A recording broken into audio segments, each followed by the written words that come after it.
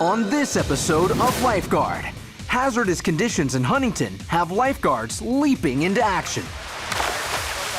Tower guard from the beach is not going to have enough time to get to that person. We have to get to them before they would get to the pier and maybe panic or serious injury. We have to get to them before that. So it's just the quickest way to get there if you have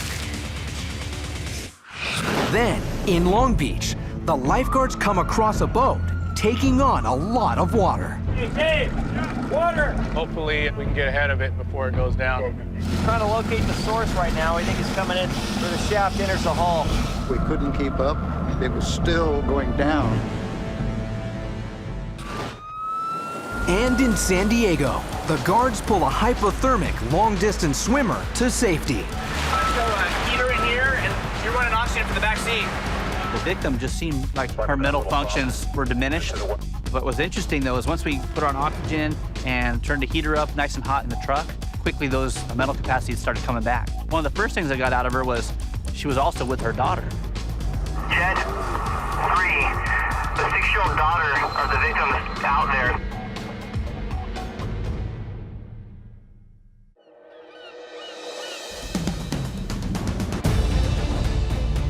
The lifeguards of Southern California protect over 400 miles of coastline.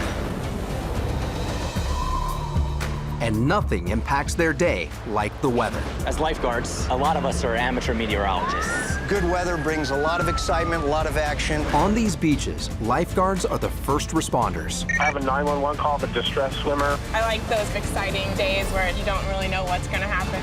Dispatch, a person injured on a vessel. They are there to save you. They are there to lifeguard. In La Jolla, California, the San Diego lifeguards are preparing for a busy weekend day. With beach temperatures expected to reach into the high 70s, a large beach crowd is a given. But the wind on the coast is affecting the water temperature. When you have wind blowing parallel to the coast, it's pushing the surface water back and bringing cold water up to the surface very quickly. With today's unseasonably cool water temperatures, the day has only just begun when the first call comes in. Dispatch 31, Sam, in the Holy Shores. I have a 911 call of a distressed swimmer south of Scripps Pier. La Jolla Shores is under the command of Sergeant Eric Kerr. We get a 911 call. That's all I have to hear. I get in my truck. The next thing I want to know is, who's reporting this? 31 Sam, copy. Do you have any RP information? 3 groups of novice swimmers being escorted by some rental kayaks. Copy. We're launching Jet 3. Sergeant Kerr immediately dispatches a lifeguard personal watercraft to respond. The distress call has come in from an area just off the Scripps Pier, a popular landmark for long-distance swimmers. Given today's cool water conditions, a quick response time is essential. If you're in 60-degree water, your body wants to be 98.6. I don't care what wetsuit you're wearing, there's a timeline where eventually you're going to be too darn cold. 21 Sam to Rescue S. We want you to start heading towards La Jolla and got a situation with distressed swimmers. Copy, Rescue S is leaving the Mission Beach area, responding to La Jolla. He's on a kayak about 100 yards outside the surf line south of Scripps Pier. Hey, firm, we got it. I can see the guy in the cell phone. Lifeguard Terry Hedgecock was driving Jet 3 and was first on scene with the swimmer. When we got to her, she was getting hypothermic. I asked her age, she didn't know her age. She knew she was in the ocean, she didn't know where she was in the ocean, so that to us is a big red flag, so we want to make sure we get her to the beach. Dispatch requesting medics to Shores Tower. We've got one patient complaining of nausea and hypothermia. With the woman in bad shape, Jet 3 races her back to shore and Sergeant Kerr. So you're going to scoop and haul victim here, and you on the bumper. Given the woman's severe condition, getting her out of the water is the highest priority. Okay, scoop and haul into my car. I got the heater on.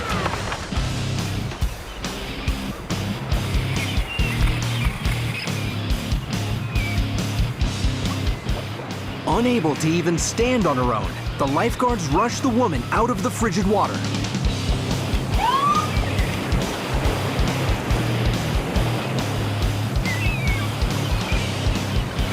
Let's go heater in here, and you're running oxygen for the back seat. The victim just seemed like her mental functions were diminished. We call it A&O times 4 in the field, but that means is the victim alert and oriented to person, place, time, and event. Do you know what happened? Do you know your name? She wasn't answering all those questions lucidly. Treatment in this particular case, there's certainly different ways you can do it. The best field technique that we used was just, even as we were en route, closed all the windows, put the heater on full blast. It's probably at least 100 degrees in that car. So anything above 98.6 is certainly going to help raise the core temperature. 31 Sam to dispatch. Patient is A&O times 2 going on 3 with heat and oxygen, and we'll be back at the shores tower. Copy. They're coming to the shores tower. What was interesting, though, is once we put on oxygen and turned the heater up nice and hot in the truck, quickly those mental capacities started coming back, and she was able to answer those questions. One of the first things I got out of her was she was also with her daughter. Jet 3, the 6-year-old daughter of the victim is out there. Once we got the information about there's now a daughter out there, certainly that was a concern. It's like, hey, we've got this mother that's now receiving treatment, going in the ambulance, who was with her daughter. And, we don't know if the daughter's unattended, if her mother was the only chaperone. Obviously, mother's hypothermic. This daughter's on a 2-mile swim. You're gonna have to assume probably a good athlete also, very well. Could be very lean, and could be also susceptible to hypothermia. Jet 3 races back out to the frigid waters along the 2-mile course to find the 6-year-old girl, who's now swimming without her mother. 10 miles north of La Jolla lies the city of Del Mar, a classic Southern California beach community. The 2-square-mile town was put on the map in 1937 with the opening of the Del Mar racetrack.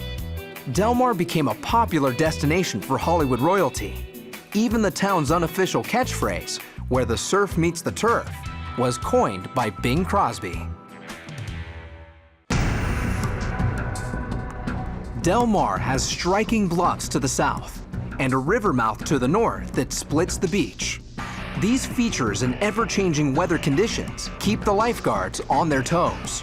Every day is something different, and there's no question about it. It's all weather conducive.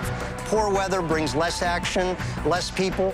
Good weather brings a lot of excitement, a lot of action, and it gets the day to go much quicker. In anticipation of the busy day ahead, lifeguard Mark Rathsome gathers the crew for a meeting at the main tower. Today we've got the bocce ball tournament. It's going to be pretty busy up there. I think there's 3,000 people, alcohol, stingrays we had last year, and medical aids. The sun's going to break today, probably about noon. We do have a high tide later this morning, so you guys want to watch for those flash rips. Okay, you guys, make sure to grab the radios and let's get them opened. With today's marching orders in place, the lifeguards head out to fulfill their duties. Del Mar lifeguards use a full complement of equipment to patrol their beach, from inflatable boats on the water to ATVs on the sand. These guards are equipped for anything. Boat 1, station 3. Be anyone back to 5? And all these components will be directed by the lifeguards in the main tower at 17th Street. Lifeguard Claire O'Leary's assignment for the day? North Beach and the bocce ball tournament. This is my 6th summer lifeguarding in Del Mar. I started as a junior lifeguard when I was 10 and just kind of fell in love with the ocean. Bocce ball kind of throws in some new elements. It should be an interesting mix of a lot of people drinking and a big rip current. Don't know what kind of contacts we'll be making, but I like those kind of exciting days where you don't really know what's going to happen. It's one of the best parts of the job, actually. The sun comes out and all these people are drinking, going to that rip current right there. That's where our action's going to happen. People just get swept off their feet. It's strong current. It's going to be a fun day.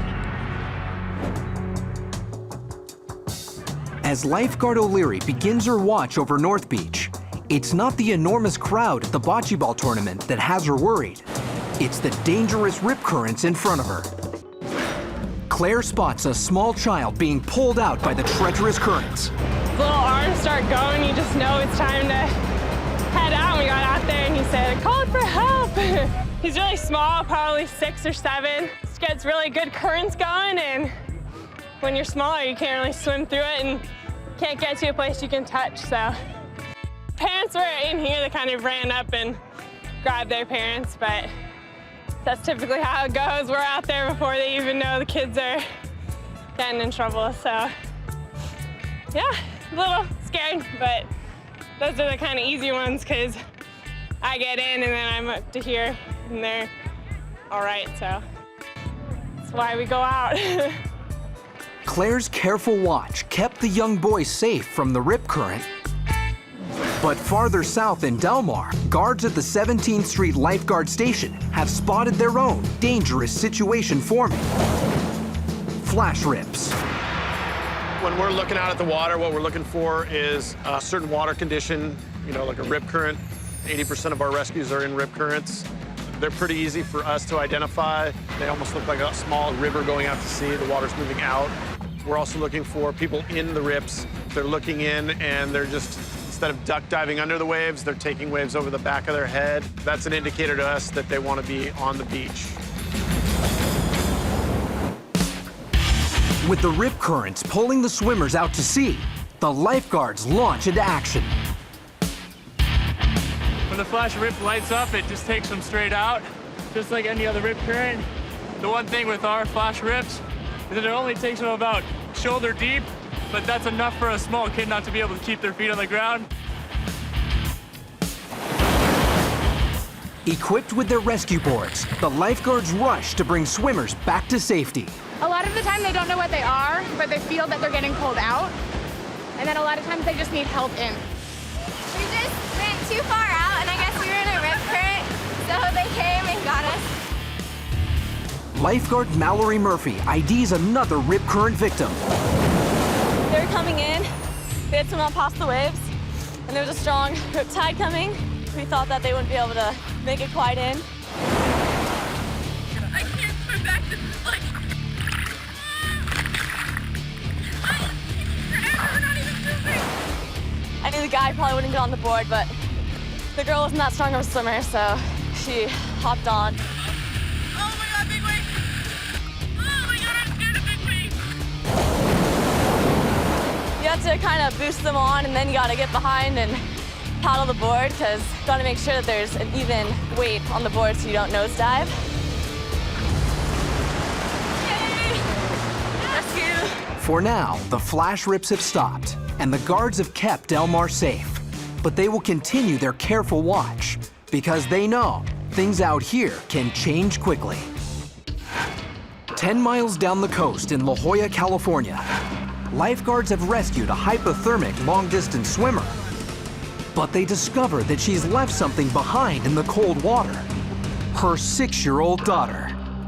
We're gonna try to get her on our jet ski and bring her into you. How big your group is? Okay, big group though, right?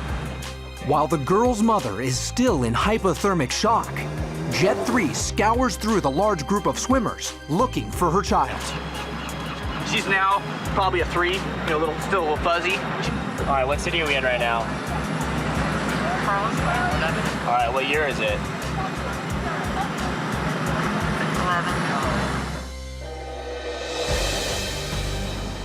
Just as the paramedics are set to transport the mother to the hospital, lifeguards return her daughter to shore.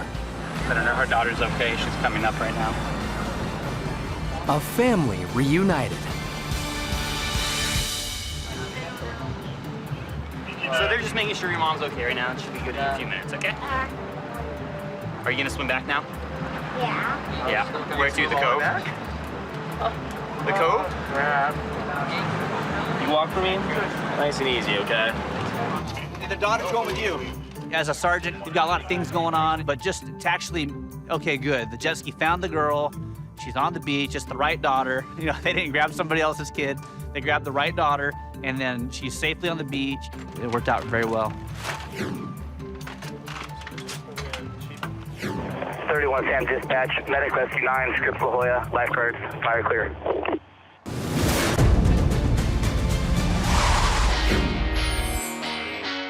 Winds off the California coastline help produce some of the best surf in the world. And nowhere is that more apparent than Huntington Beach. Surfers come from all over the world to catch one of Huntington's famous waves.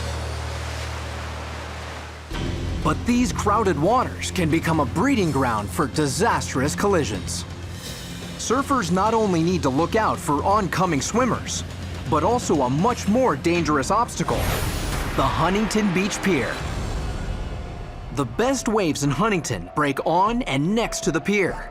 And at 1,800 feet in length, there's plenty of pier for those waves to break on.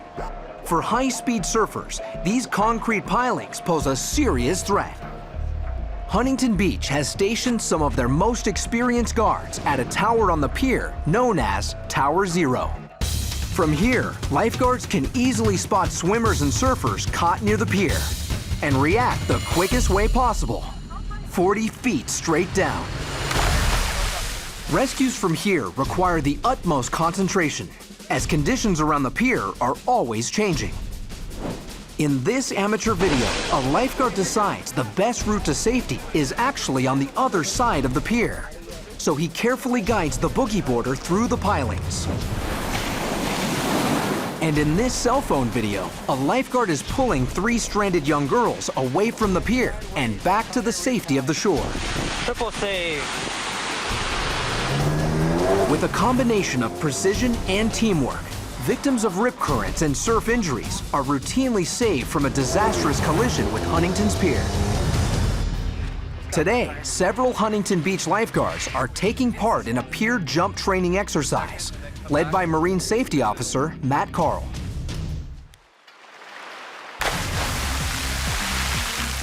If the person's out far enough where the tower guard from the beach is not going to have enough time to respond and get to that person, we have to get to them before they would get to the pier and maybe panic. It's just the quickest way to get there if you have to. Jumping from this pier is no easy task. It's an extremely dangerous maneuver, but the lifeguards here have developed a landing technique to protect themselves from injuries and a hand signal to show that they have landed safely. Out here where we're practicing, it's plenty deep enough, but where we actually make most of our rescues is going to be in closer where the surf is breaking. There's sandbars, the sand shifts, the tides. You never really know how deep the bottom is, so you have to assume the worst, that it's really shallow. So the technique for overcoming the possibility of hitting the bottom is to jump out far to get some horizontal, direction going, not just straight down, and then landing kind of at a 45-degree angle with your feet hitting, and then try to continue out so that you don't go so deep. Although it looks like a fun ride down, for today's training purposes, lifeguards have to climb 30 feet up a rope ladder to get back to the top of the pier. Prepare yourself, old man. Now finally you can smile as long as nobody put Vaseline on the rail. And when there's a rescue too far from shore, lifeguards have devised a way to respond quickly. If we have a rescue that's in here, somebody needs to be rescued, the boat can actually spin around where there's a swell. As the swell goes by, the boat goes up, and as the bow drops onto the backside of the wave, the stern shoots up, and the deckhand can actually be on the stern as it shoots up, launch him outwards, and hopefully the guard is able to jump off the back, land in the wave, and continue to body surf right up to the victim. Every guard at Tower Zero must have this pier jump training, because without it, a victim against the pier would never be reached in time for a rescue.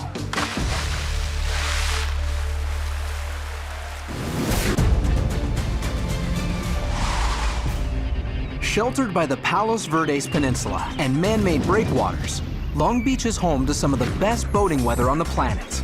Every day, vessels of all shapes and sizes come to Long Beach.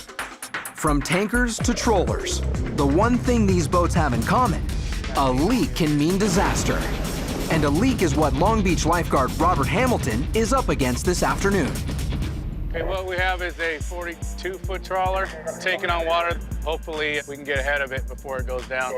When Robert arrives, Rescue Boat 2 is already on scene, pumping water out of the sinking ship. A vessel of this size could contain over 400 gallons of fuel. If it sinks, gasoline and oil will spill out, ravaging the marina, causing an ecological nightmare. She was about probably 1.5 feet down in the bow. If they go down in the transom, the water starts coming in on its own. Besides the leak, then they go pretty fast. Hey, do you have any idea what's leaking in here? No idea. A hose, anything? Somebody on the other end of this? Yeah. Hey. Assisting Robert on this call is his deckhand, one of Long Beach Fire Department's most veteran lifeguards, John Burt. Been a lifeguard here in Long Beach since 1972. This is my 40th summer down here on the beach. When I'm not doing this job here in Long Beach, I work at Long Beach Poly High School as a history teacher. I teach history and then chair the history department there. In 40 years of lifeguarding, I have seen quite a lot of action. Anything from still water rescues to boats and airplane crashes. One that stands out in my mind, I think, happened in the second year I was lifeguarding. I saw a young man about 16 fall off a paddleboard, watched him fall, took off after him. He went to the bottom. And after a couple of surface dives, I was able to recover him and bring him up. And I still, to this day, remember his name. Yeah, a little more. This is the greatest job anybody could ever have. And I couldn't be prouder than to serve the City of Long Beach Fire Department. And 40 years of lifeguarding has been a dream come true. Hey, water! With multiple pumps working overtime, John and the other lifeguards race to get another one running. I had 2 small pumps that I brought over. We couldn't keep up. It was still going down. The engine was over half submerged. Tell me when you got it. A little more, right there. A lot of water in the bilge up around his engine. Trying to locate the source right now. We think it's coming in where the shaft enters the hull. We got to get the water out so we can figure out where it's coming in. The extra pump is paying off. For the first time, water is going out faster than it's coming in. Blue line's staying steady right now.